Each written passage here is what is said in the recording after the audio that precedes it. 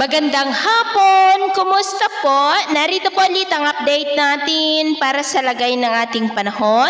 Ngayong hapon po ng October 28, 2025. Sa ngayon po ay wala tayong binabantayan na sama ng panahon sa loob at labas ng ating area of responsibility. Pero may amihan na dumadaloy dyan sa may extreme northern Luzon, shoreline sa northeast ng Cagayan at may easterly sa silangan ng mainland Luzon at Visayas.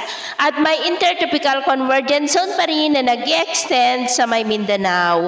At sa atin pong wind map forecast, may nagbabanta na posibleng LPA na mabubuo bago weekend at kikilos po iyan pakanluran gaya pa ninyong nakikita at posible rin na lalakas yan bilang bagyo at tatawagin sa local name na Bagyong Tino kung makapasok na po sa PAR. Malaking banta po ito sa ating bansa dahil consistent pa rin ang nakikita na maaari ito na tatawid sa ating kalupaan, pero paalala lamang po na posible pa na magbago ang forecast na ito, kaya patuloy po nating babantayan ang nandito sa forecast. At sa lagay ng ating panahon, ngayong hapon dahil sa iba't ibang weather system ay nakakaranas ng maulap na kalangitan na minsan ay may mga pulo-pulo na mga pag-uulan sa ilang bahagi ng extreme northern Luzon, Ilocos Region, Cordillera, Cagayan Valley, Central Luzon, Metro Manila, Calabarzon, Bicol Region, Mimaropa, Panay Island, Negros, Cebu, Bohol, Leyte, Samar Provinces, Sulu Archipelago, Zamboanga Peninsula, Northern Mindanao,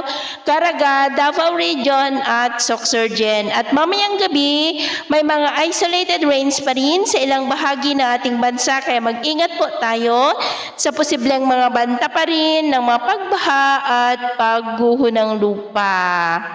At sa atin naman po mga baybayin, dahil po sa amihan ay maalon na po sa mga baybayin ng Batanes, Babuyan Group of Island Seaboard, Northeast ng Cagayan at Ilocos Norte Seaboard ng mga alon ay posible po na aabot hanggang sa 2.1 to 2.5 meters height.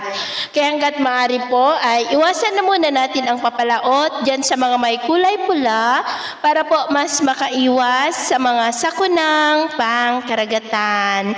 So ito ang latest update natin sa araw na ito. Ako po muli si James na nagsasabing sa kahit na pagsubok po na darating sa ating buhay, huwag na huwag po tayong mawawalan ng pag-asa. Thank you and God bless!